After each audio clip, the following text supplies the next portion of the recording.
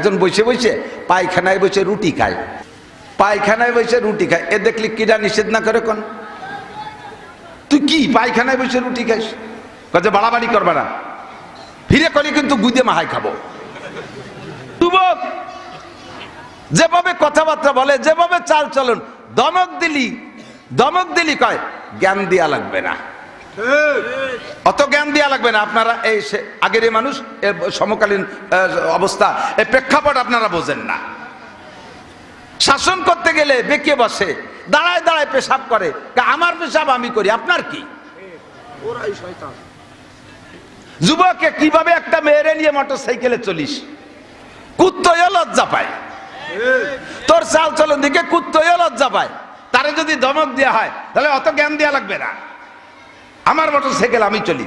একজন বসে বসে পায়খানায় বসে রুটি খায়,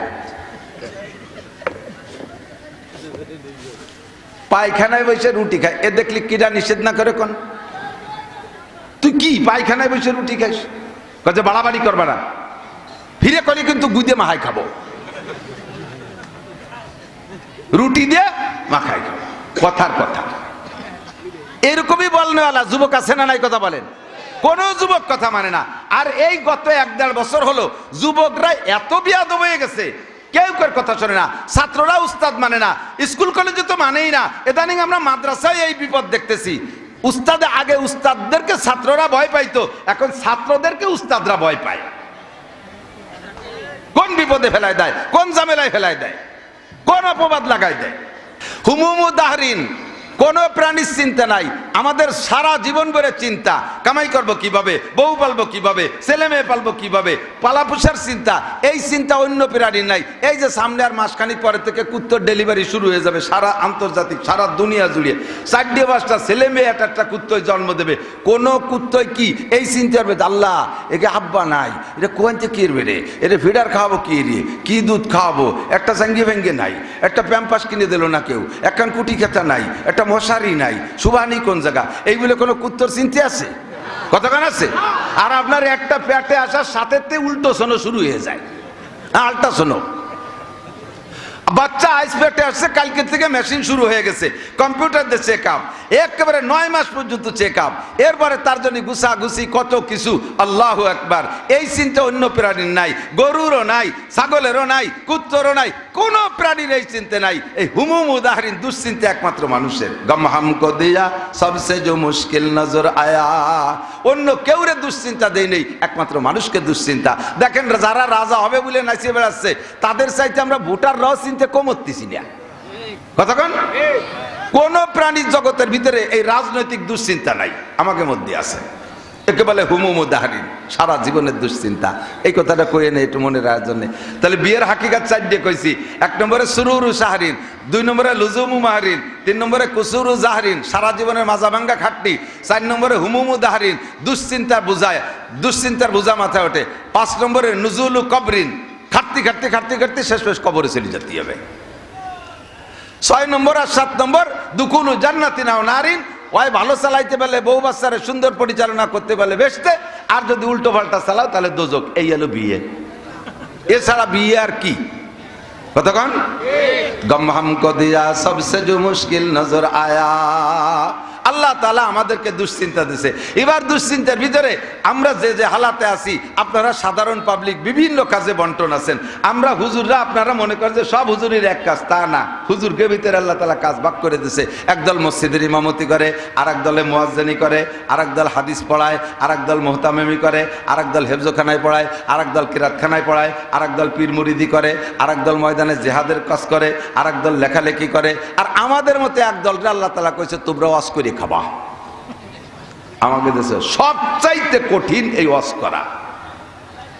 কিতাব লেখলাম, জায়গায় বসে বসে 10 খান দেখে দেখে মিল করে একটা লিখে দিলাম। কিন্তু সে জায়গা অভিযোগ করার কেউ নাই, সাফাই ছাড়িয়ে দিলাম, খালি খালো না খালি না খালো। কিন্তু এই জায়গা 12 তালের মানুষ আছে, আমলিগ, বিএনপি, জামাত, জাতীয় পার্টি, আটরশি, চন্দ্রপাড়া, মানিকগঞ্জ, সুরেশ্বর, ভোজেশ্বর, ইনায়তপুর, বাহাদুরপুর, শরীয়তপুর, মাদারীপুর, ফরিদপুর, যত পুর আছে সব পুরীর লোক আছে।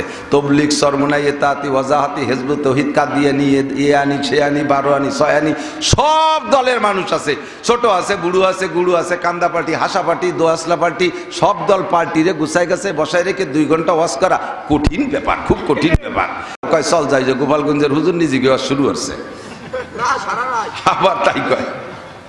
আবার যদি কইলে আমি বিএনপি ভাব, তাহলে আমলিগ করে যারা, তারা কয় চল যাই, হয়ে গেছে গোপালগঞ্জে হলে এবার নষ্ট হয়ে গেছে। এই সব মেনটেন করে কথা বলা বহুত বড় কঠিন। দিন রাত 24 ঘন্টা, সাথে মাদ্রাসায় পড়াইও, সাথে মোহতামে, 2টে মাদ্রাসার মোহতামে, 2টা দাওরা হাদিস মাদ্রাসা পরিচালনা করা লাগে। 2 মাদ্রাসায় আমার 56 জন শিক্ষক। সরকার 56টা টাকাও দেয় না, একখান হুটো টিনও দেয় না যে একটু সাবলা সুড়ো বানায় তাহলে তাইও কিচ্ছু দেয় না, 1 মুঠ চাইল দেয় না।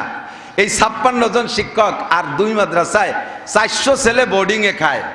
আমার আপনার বাড়ি 2 জন 4 জন সদস্য নিয়ে আমি আপনি এটা স্থায়ী আয়ের উৎস আছে, কামাই রোজগার করে তাই সেই 4-5 জন মানুষকে খাওয়াই ভরাইয়ে খুশি রাখতে পারেন না। ও দোস্ত, 400 মানুষকে খাওয়াইতে হবে, যার যে যদি ভাতও দেন, পাতলা একটু ডাইলও দেন, চিন্তা করেন কি পরিমাণ খরচ। বছরে 12 মাসের 9টা মাস বোর্ডিংয়ে খাবার দেওয়া লাগে। এই 56 জন শিক্ষকের বেতন দেওয়া লাগে, থাকার জায়গা দেওয়া লাগে। আমার এক মাদ্রাসায় বিদ্যুৎ বিল আসে 25,000 টাকা। এলা আমাদের ছোট মাদ্রাসা। চট্টগ্রাম নানুপুর মাদ্রাসায় গেছি, আল্লাহু আকবার, একদিনে চাউল রান্না হয় বোর্ডিংয়ে 82 মন।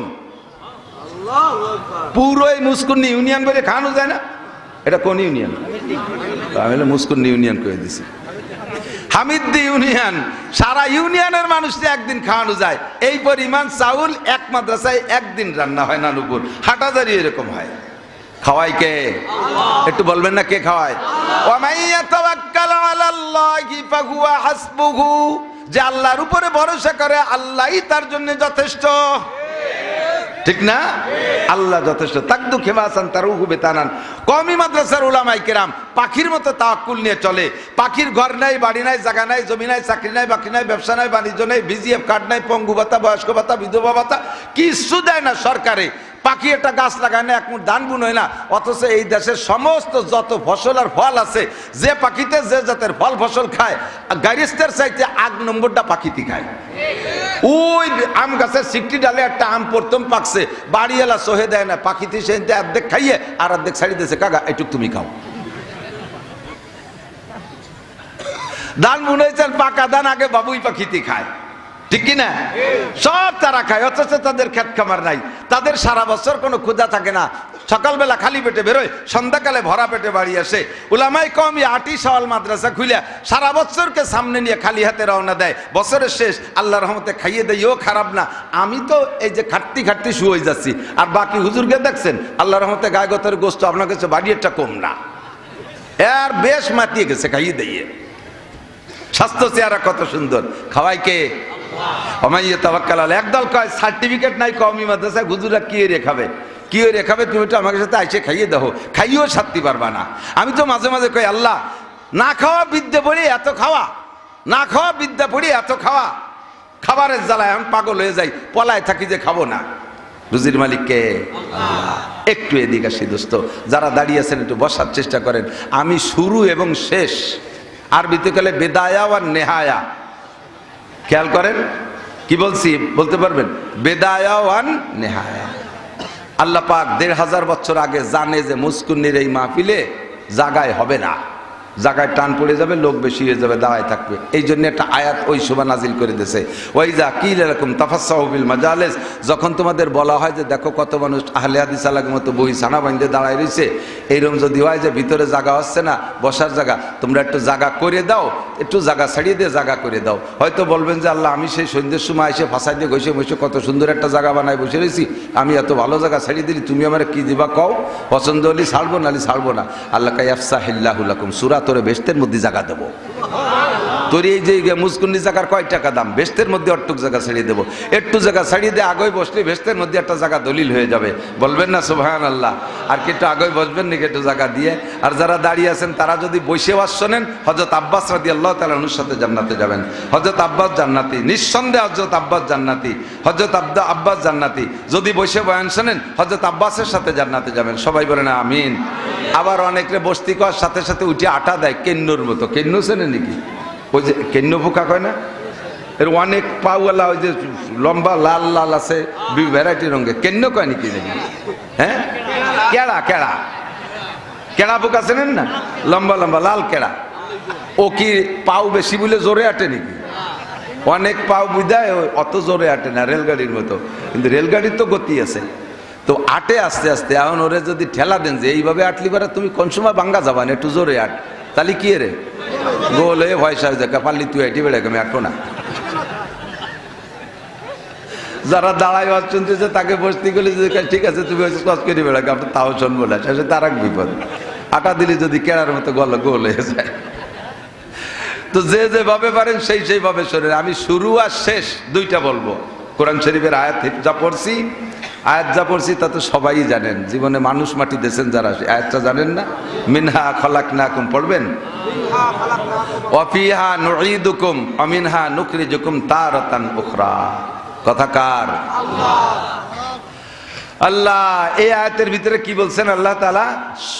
বিদায়া ওয়া নেহায়া, শুরু এবং শেষ, শুরু এবং শেষ দুইটা দিক আল্লাহ তাআলা ইশারা করছেন। এই আয়াতগুলো আমরা পড়ি কোন জায়গায় যাইয়া? মানুষ মাটি দেওয়ার সময় পড়ি, তাই না?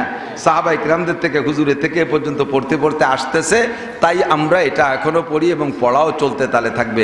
বাকি আয়াতের যে তর্জমা, এই তর্জমার দিক লক্ষ্য করে এই আয়াতটা মাইয়েতরে মাটি দেওয়ার সময় পড়ার কোনো দরকার নাই, কারণ ওই কথাগুলো তো মাইয়েতরে শুনে লাভ নাই। কি করছি জানেন? মিনহা খলাকনাকুম, মানুষ তোমারে মাটি দিয়ে বানাইছি, অফিহা নুঈদুকুম, আবার তোমারে মাটির মধ্যে নিয়ে আসলাম, অমিনহা নুখরিজুকুম, আবার মাটির থেকে বের করব। মানুষ মাটি দেওয়ার সময় মরা মানুষটারে এই কথা শুনুনি 5 পায়ের দাম আছে, কারণ তার জবাবটা তো ইয়ে গেছে। কিন্তু পড়ি কেন? কাফাবিল মাউতে ওয়াইজা, একজন মানুষের সবচাইতে বড় ওয়াইজ, সবচাইতে বড় নাসে উপদেশটা হলো সামনের পর কেউ মরে যাওয়া। মানুষের দিল নরম হয় না, মানুষের কোনোভাবে ওয়াজ করে কান্দানো যায় না, কিন্তু কোনো ওয়াজ লাগবে না। আব্বা মরে গেলে অনাসে এমনি কাঁদে, মা মারা গেলে এমনি কাঁদে, বউ মারা গেলে এমনি কাঁদে, আপনজন কেউ মারা গেলে এমনি কাঁদে, দিলটা নরম হয়ে যায়। যত বড় বেনামাজি হোক না কেন, পরিবারের একজন সদস্য যদি মারা যায় চোখের সামনে, তাহলে দেখবেন কমপক্ষে সপ্তাহখানিক হলেও নামাজ পড়ে মুসলমান। কতক্ষণ ঠিক ঠিক না? কাফাবিল মাউতে ওয়াইজা, মরণের চাইতে বড় বক্তা আর হয় না, মরণই হলো সবচাইতে বড় ওয়াজ। আল্লাহু আকবার। এই জন্যে মানুষকে দাফন করার সময় ওই আয়াতটা পড়ে নিজেকে নিজে ওয়াজ করি, হে আব্দুল্লাহ, হে আব্দুল খালেক, আব্দুল মালেক, হে মাওলানা নাসির, এই যে লোকটারে দাফন করতেছো তারও যে পদ্ধতি, তোমারও ভাগ্যে সেই পদ্ধতি, তোমারও জীবনে এরকমই হয়েছে, তার যেমন হয়েছে। মাটি থেকে তারে সৃষ্টি করা হয়েছিল, কিছুদিন মাটির উপর দিয়ে ঘুরাইয়া আবার মাটির মধ্যে নিয়ে যাওয়া হলো। অমিনহা নুখরিজুকুম তারাতান উখরা, আবারও তাকে মাটি থেকে কিয়ামতের ময়দানে উঠানো হবে। এই মানুষটার যে হালাত, হে আমার যুব সমাজ, আমার আবাল বৃদ্ধ বনিতা, নারী আর পুরুষ, মা ও বাপ ও ভাইয়েরা, সকলেরই কিন্তু একই হালাত। আমাকেও মাটি দেওয়ার সময় ওই আয়াতই বলা হবে। কথা বলেন ঠিক কি ঠিক না? মিনহা খলাকনাকুম, আল্লাহ কয় তোমাকে বানাইছি আমি মাটি দিয়া। একটু বলেন কি দিয়া? মাটি দিয়া। মাটি দিয়ে বানাইছে। সৃষ্টি জগতে যাহা কিছু সামনে দেখি, এই তার ভিতরে মাটির চাইতে দামি দামি পদার্থ আর ধাতব জাত আছে না নাই? সোনা দামি, রূপা দামি, হীরা দামি, কাঞ্চন দামি, আরো কত কত দামি আছে, সব দামি আমি চিনি না। কমপক্ষে সোনা, রূপা, হীরা, কাঞ্চনের নাম শুনেছি, মণি মুক্তার নাম শুনেছি, অনেকগুলো দেখেছি, এগুলো সবই দামি। স্বর্ণের ভরি এখন 2,16,000 টাকা ভরি। আল্লাহ তাআলা আশরাফুল মখলুকাত মানুষ বানাইছে। আল্লাহ কয় ওয়ালাকাদ কাররামনা বানি আদম, গোটা সৃষ্টির ভিতরে সবচাইতে সম্মানী করে বানাইছি মানুষকে। জিনের চাইতে দামি মানুষ, ফেরেশতার চাইতে দামি মানুষ, এমনকি আমার কাবা ঘরের চাইতেও দামি মানুষ। একটু খেয়াল করে করেন আল্লাহু আকবার। কাবা ঘরের চাইতে একজন মুমিনের ইজ্জতকে আল্লাহ বেশি দিয়েছেন।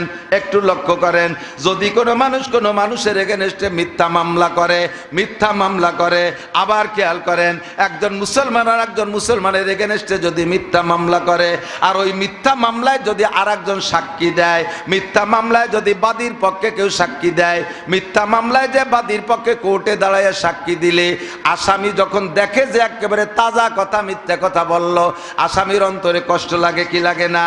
এমন ভাবে মিথ্যা মামলায় মিথ্যা সাক্ষী দিয়ে একজন মোমেনের অন্তরে কষ্ট দিলে কি পরিমাণ গুনাহ হয়।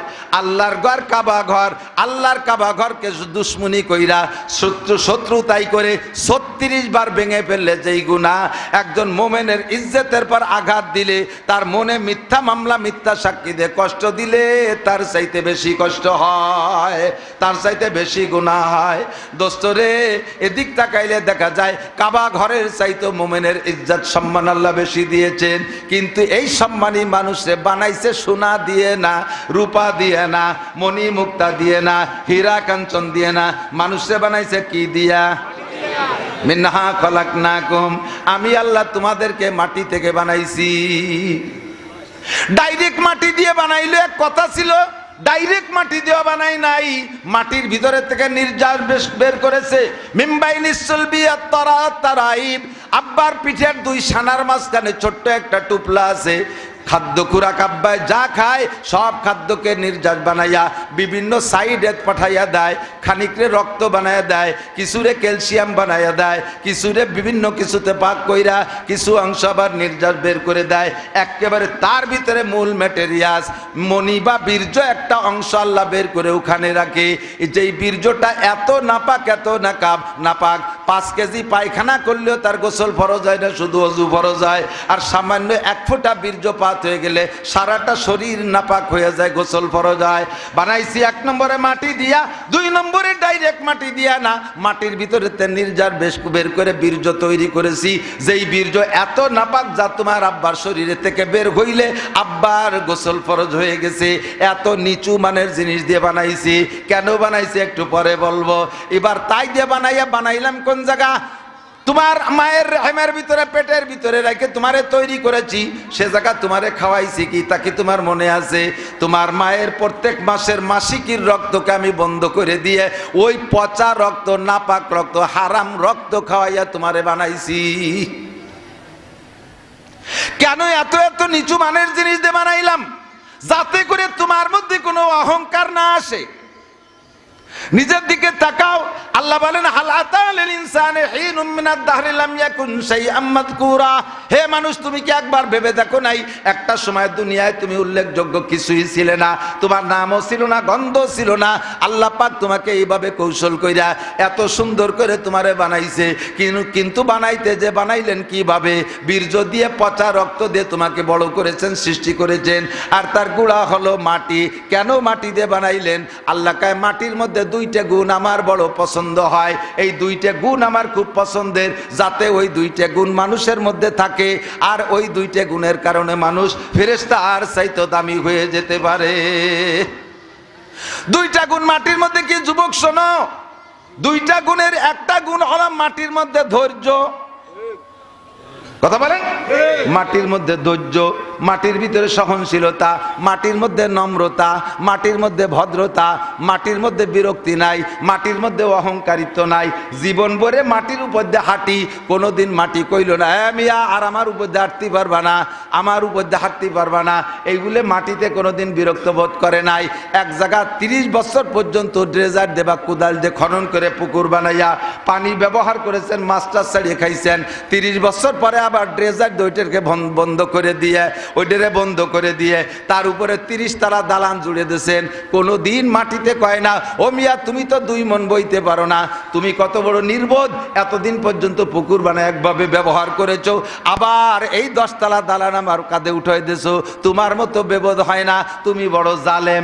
এই কথাটা মানুষে মাটিতে কোনোদিন বলে নাই। মাটিরে হাল চাষ করে চৌচির করে ফেড়ে ফেলি, কোনোদিন মাটিতে বিরক্ত বোধ করে না। এইটা হলো মাটির ধৈর্যশীলতা, সহনশীলতা। 2 নম্বরে মাটির মধ্যে আর একটা গুণ হলো মাটি আমানতদার। কতক্ষণ? 1 কেজি পেঁয়াজের বীজ দিলে মাটি আমারে 20 মণ পেঁয়াজ দেয়, 1 কেজি পাটের বীজ দিলে মাটি আমারে 20 মণ পাট দেয়, একটা নারকেল লাগাই দিলে মাটি আমারে 50 বছর পর্যন্ত একটা গাছ দিয়ে হাজার হাজার নারকেল দেয়, একটা কাঁঠালের বীজ মাটিরে দিলে সে একটা গাছ দিয়ে আমারে হাজার হাজার কাঁঠাল খাওয়ায় 50-100 বছর পর্যন্ত। মাটির ভিতরে সামান্য কিছু দিলে মাটিতে এত বড় করে দেয়, মাটির মধ্যে লতা লাগাই দেয়, নিচে এতগুলো আলু দেয় মাটি আমারে। মাটির মধ্যে আমানতদারি আছে। এই দুইটা জিনিস আমার ভালো লাগে, এই দুইটা জিনিস আমার কাছে প্রিয়, এই জন্য আমি মানুষকে মাটি দিয়ে বানাইছি, নইলে সোনা দানা অলংকার দিয়ে বানাইতে পারতাম, আগুন দিয়েও মাটি বানায় মানুষ বানাইতে পারতাম, কিন্তু তার পরিমাণ খুব কম।